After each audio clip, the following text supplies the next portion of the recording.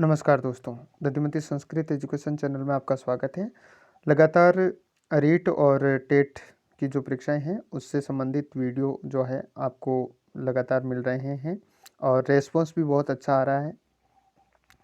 आपने इससे पहले के जो मॉडल पेपर के जो वीडियो हैं वो आपने अभी तक यदि नहीं देखे हैं तो आप हमारे चैनल की प्लेलिस्ट में जाकर के देख सकते हैं।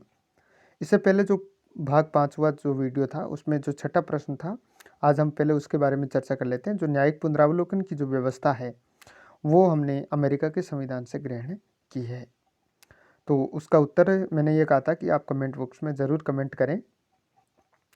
और आज जो छठा वीडियो है उससे पहले हमने ये बात की थी कि जब वीडियो शुरू करेंगे तब पहले उसका उत्तर बताएंगे। तो उसका उत्तर है न्यायिक पुनरावलोकन की जो व्यवस्था है वो हमने अमेरिका के संविधान से ग्रहण की है। हमारी जो न्यायिक पुनरावलोकन की जो व्यवस्था है वो अमेरिका के संविधान से प्रेरित है। शुरू करते हैं आज का अब ये भाग 6 का वीडियो। लगभग 2000 प्रश्नों पे हम एसएसटी, संस्कृत, शिक्षा मनोविज्ञान इन पे चर्चा करने वाले हैं। तो बने रहें हमारे साथ। और आपने अभी तक यदि चैनल सब्सक्राइब नहीं किया है तो सब्सक्राइब करके बेल आइकन जरूर से प्रेस करें। तो शुरू करते हैं। पहला प्रश्न आज का, निम्नलिखित में से कौन आज़ाद हिंद फौज के एक प्रमुख अधिकारी थे? हाँ, अर्थात हमें उसमें इनका नाम बताना है जो आज़ाद हिंद फौज के एक प्रमुख अधिकारी के रूप में थे। खान अब्दुल गफ्फार खान, जिन्हें सीमांत गांधी भी कहते हैं, व्योमेश चंद्र बनर्जी, शाहनवाज खान या इनमें से कोई नहीं। तो देखते हैं इसका सही उत्तर क्या है, शाहनवाज खान। वीडियो कैसा लग रहा है, 20 में से आपके कितने सही हुए, ये भी आप कमेंट बॉक्स में ज़रूर से कमेंट करें। मेरे पास खून, पसीना और आंसू के अतिरिक्त देने के लिए कुछ भी नहीं है, ये कथन किसने कहा था? चर्चिल ने, लॉर्ड नेल्सन ने, नेपोलियन ने या सुभाष चंद्र बोस ने? तो ये किसने कहा था? चर्चिल ने कहा था। फूट डालो और राज करो की नीति अपनाई गई थी। फूट डालो और राज करो की नीति किसने अपनाई थी? लॉर्ड माउंटबेटन ने, कर्जन ने, विलियम बेंटिक ने या लॉर्ड क्रिप्स ने? तो किसने अपनाई थी? लॉर्ड कर्जन ने। गदर पार्टी का मुख्यालय कहाँ था? गदर पार्टी का मुख्यालय कहाँ था? मॉस्को में, बर्लिन में, कराची में या सैन फ्रांसिस्को में? दोस्तों ये प्रश्न जो है कई बार परीक्षा में पूछा भी जा चुका है, इसीलिए हालांकि ये जो 20 के जो प्रश्न हैं ये बहुत ही महत्वपूर्ण और बहुत ही मोस्ट प्रश्न रहने वाले हैं। तो सैन फ्रांसिस्को में जो है गदर पार्टी का मुख्यालय था। 5वां प्रश्न आप यहाँ स्क्रीन पे देख सकते हैं। सुभाष चंद्र बोस ने कब कांग्रेस की अध्यक्षता से त्यागपत्र दे दिया? सुभाष चंद्र बोस जो कि कांग्रेस के अध्यक्ष भी रहे, उन्होंने इसकी अध्यक्षता से त्यागपत्र कब दिया? 1947 में, 50 में, 39 में या 37 में? तो उन्होंने 1939 में जो है इसका त्यागपत्र दे दिया था। छठा प्रश्न, किस राष्ट्रीय नेता को लोकहितवादी भी कहते हैं? तो किस नेता को लोकहितवादी कहते हैं? जैसा कि पिछले वीडियो में भी ऐसा हुआ था, छठा प्रश्न जो है हमने कमेंट के लिए रखा था, तो आज ये प्रश्न भी जो है हम कमेंट के लिए रख रहे हैं कि लोकहितवादी नेता किसको कहते हैं? आप जरूर से कमेंट करें। लाला लाजपत राय को कहते हैं, गोपाल हरि देशमुख को कहते हैं, मोतीलाल नेहरू को कहते हैं या महात्मा गांधी को कहते हैं लोकहितवादी नेता? तो ये कमेंट बॉक्स में ज़रूर आप कमेंट करें। स्वतंत्रता संग्राम में गांधी जी ने किसान आंदोलन शुरू किया था। तो स्वतंत्रता आंदोलन जो है वो आप ये मान के चलिए, यहाँ किसान शब्द यदि नहीं भी आएगा तो गांधी जी ने अपना आंदोलन कहाँ से शुरू किया था? चंपारण से, साबरमती से, बारदोली से या बिचौलिया से? तो 1915 कहाँ से शुरू किया था? जी हाँ, बिल्कुल सही, चंपारण से। 8वां प्रश्न, भारत की आज़ादी के समय ब्रिटेन के प्रधानमंत्री कौन थे? कौन था या थे? ये प्रश्न भी कई बार परीक्षाओं में पूछा जा चुका है। लॉर्ड क्रिप्स, कर्जन, रिपन या इनमें से कोई नहीं? तो कौन थे? सॉरी, लॉर्ड रिपन उस समय प्रधानमंत्री थे। 1935 भारत शासन अधिनियम किस निर्णय से संबंधित है? हमें वो बताना है जो 1935 का भारत शासन अधिनियम संबंधित है। प्रांतों में उद्योग, प्रौढ़ मतदान, वयस्क मतदान या प्रांतीय स्वायत्तता। तो सबसे पहले जो है 1935 के शासन अधिनियम में प्रांतीय स्वायत्तता को अपनाया गया था,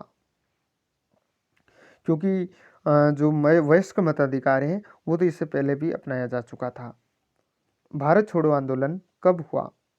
1942, 55, 47 या इनमें से कोई नहीं। तो 8 अगस्त 1942 को भारत छोड़ो आंदोलन शुरू हुआ था। ये इस आंदोलन को नेतृत्व विहीन भी आंदोलन कहते हैं। 1905 में सर्वेंट्स ऑफ इंडिया सोसाइटी को किसने शुरू किया? सर्वेंट्स ऑफ इंडिया जो सोसाइटी है उसकी स्थापना 1905 में किसने की? महात्मा गांधी, गोपाल कृष्ण गोखले, मोतीलाल नेहरू या लोकमान्य तिलक? तो किसने की थी? गोपाल कृष्ण गोखले ने।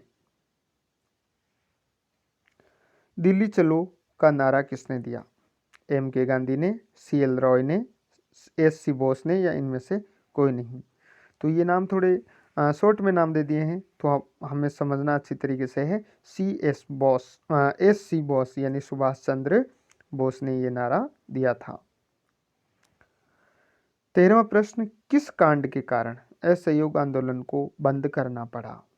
चंपारण, चोरी चोरा, दांडी या इनमें से कोई नहीं। तो कौन सा वो कांड था जिसमें असहयोग आंदोलन को बंद करना पड़ा? चोरा चोरी कांड, फरवरी 1922। निम्नलिखित में से कौन सीमांत गांधी के नाम से जाने जाते हैं? तो सीमांत गांधी के नाम से कौन जाने जाते हैं? Lord Mountbatten, Sardar Patel, Lord Dalhousie या अब्दुल गफ्फार खान? तो कौन है? खान अब्दुल गफ्फार खान सीमांत गांधी के नाम से जाने जाते हैं। और राजस्थान के जमनालाल बजाज जो हैं वो गांधी जी के 5वें पुत्र के रूप में जाने जाते हैं। भारतीय राष्ट्रीय कांग्रेस की प्रथम महिला अध्यक्ष कौन थी? प्रथम महिला अध्यक्ष कौन थी? सरोजनी नायडू, सुचिता कृपलानी, एनी बेसेंट या इनमें से कोई नहीं।